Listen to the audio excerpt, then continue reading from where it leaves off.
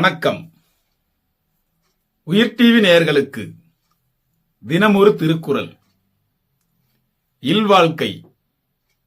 இல்வாழ்க்கையில் இன்று 45வது குறள். அன்பும் அறனும் உடைத்தாயின் இல்வாழ்க்கை, பண்பும் பயனும் அது. அன்பும் அறனும் உடைத்தாயின் இல்வாழ்க்கை, பண்பும் பயனும் அது. இதன் பொருள், கணவன் மனைவிக்கிடையே அன்பும் அறம் செய்யும் குணமும் இருக்குமேயானால் அதுவே இல்வாழ்க்கையின் குணமும் பயனும் ஆகும்.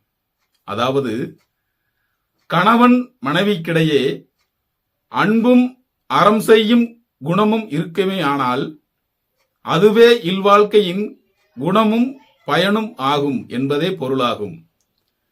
உயிர் டிவி நேயர்களுக்காக தினமொரு திருக்குறள் வழங்கியவர் நான் உங்கள் வா பார்த்திபன். வணக்கம் அன்பு நேயர்களே.